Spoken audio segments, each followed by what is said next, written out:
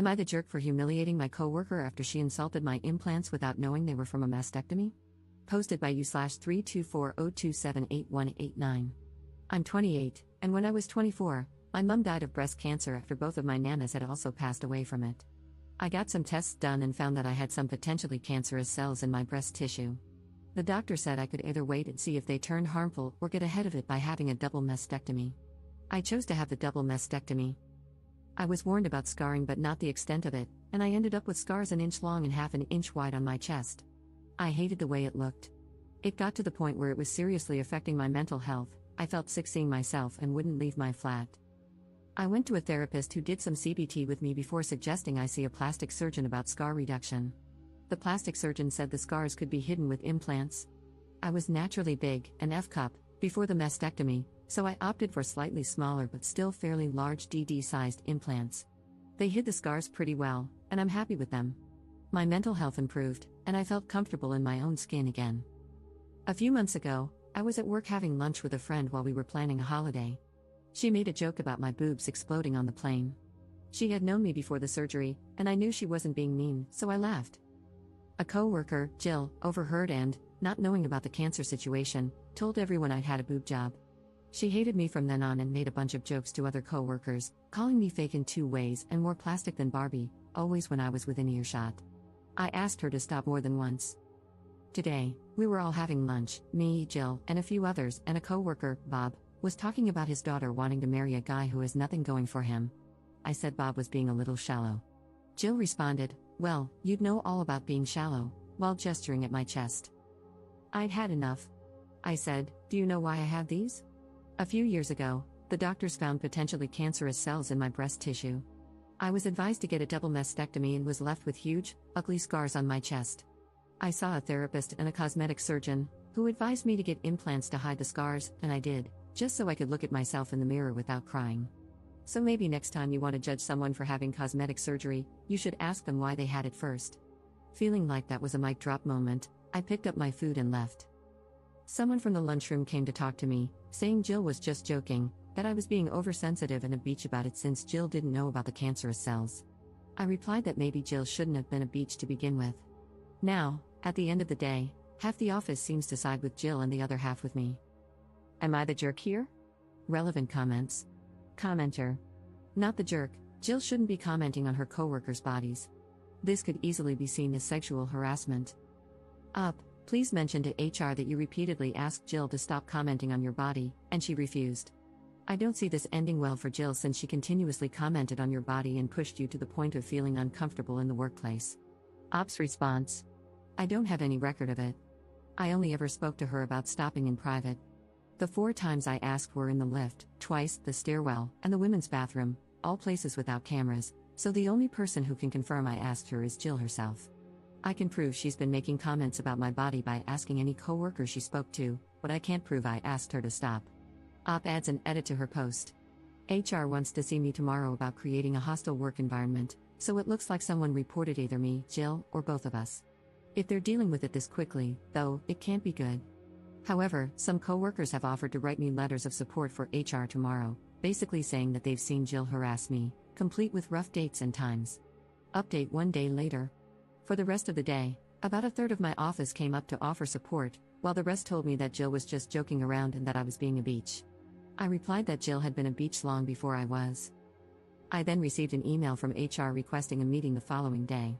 When I called for clarification, they mentioned a hostile work environment. Note, this is apparently an American term and holds little weight in England, but it's what was said over the phone. I recognized the name of the person who signed off on the email, Debbie, who happened to be Jill's friend in HR. That gave me a pretty good idea of who had reported me. Realizing that HR was already involved, I knew I needed as much ammunition as possible, so I started gathering my information. Since Debbie had been handling my case so far, it was safe to assume she would be the one reviewing the complaint, and if that was true, I was screwed. However, I vaguely remembered a section in my contract about complaints when I first signed with the company.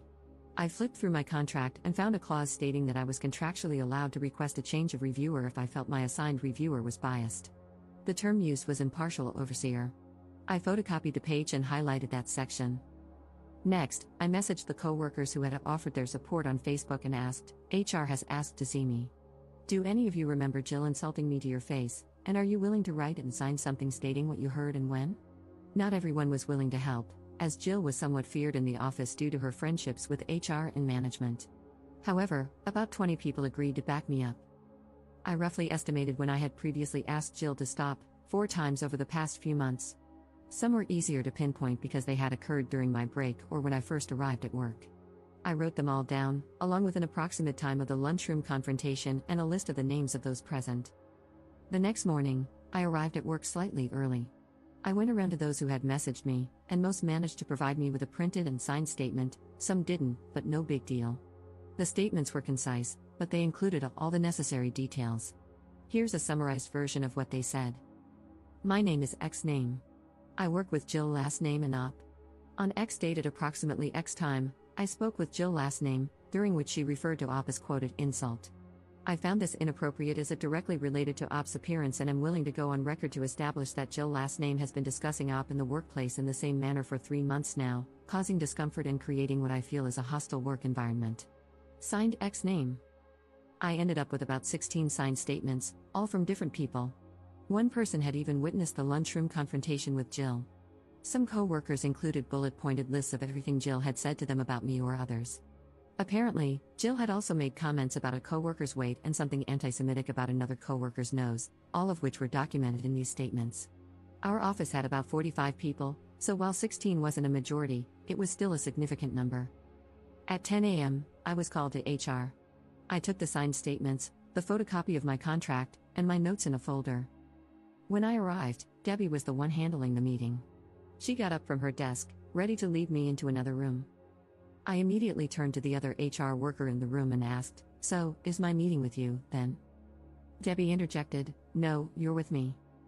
I responded, "That doesn't sit well with me, as my contract states I have a right to an impartial overseer." As I spoke, I took out the photocopy of my contract.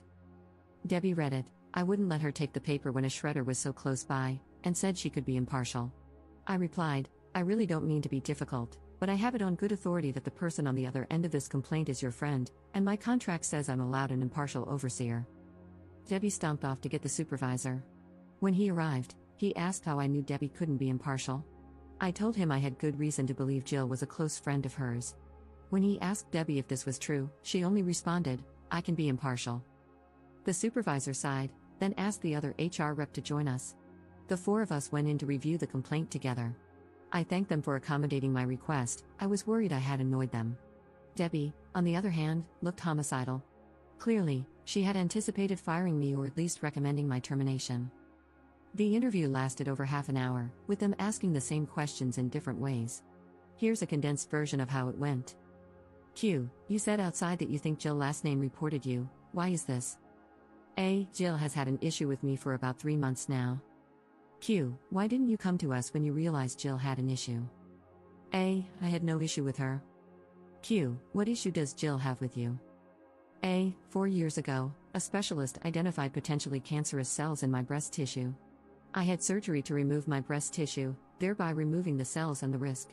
After the surgery, I was left with large scars on my chest. I went to a therapist for low self-esteem and depression. The therapist suggested a plastic surgeon, who recommended breast implants to cover my scars.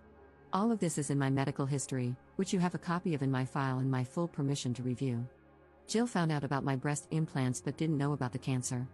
She had a problem with my breast implants and decided to communicate this problem to our coworkers. Q. Why do you feel this is true?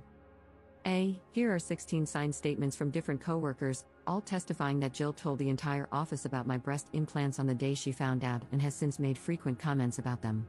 They include quotes of what Jill said and rough dates and times. Q. Rough dates and times? A. No one knew this would escalate to such an extent, so no one really took notes as and when it happened. Q. What event or events do you think directly led to this complaint of harassment? A. For me, harassment began when Jill told everyone about my breast implants without my consent. As for the complaint placed against me, it was probably what happened at about X time yesterday in the lunchroom. Jill made a comment about me being shallow while gesturing to my breasts, and I replied by giving her an abridged version of my relevant medical history, ending with a comment about the importance of getting the full story. There are cameras in the lunchroom, so I'm sure you'll be able to find that conversation. I'll admit I could have handled the situation better, but after 3 months, I felt I had to put my foot down. Here's a list of names of people who were also present. There were 6 people at the table, including myself and Jill. One of these people is also in those letters and has written their account of the conversation and signed it. Q. Had you had a conversation with Jill prior to this regarding her comments about you? A. Several, spaced out over the last 3 months. Each time, I communicated to her that I felt uncomfortable and upset with these comments she was making and would appreciate it if she stopped. Q. To your knowledge, was Jill made aware of your former cancer at any point during this time? A. No, it wasn't mentioned in the conversation with my friend that she overheard, and I didn't tell her because, frankly, it's none of her business. I did not feel the need to detail my medical history to a coworker in order to avoid further sexual harassment. The supervisor stands up and says, "Well, I think we're done here." He shakes my hand and sends me back to my desk, saying that I'd hear from them after they reviewed the evidence, letters, CCTV, medical history, and anything they already had, and made a decision on the case. I return to my desk, pull up my CV, and prepare to start the job search again. About an hour goes by, then the person who wrote the letter and was present for the lunchroom conversation gets called for a meeting with HR. They come back about 10 minutes later. The other people who were also present for the lunchroom conversation get called one by one, except Jill. Each of them is gone for about 10 minutes before returning, finding a coworker, and telling them that HR wants to see them.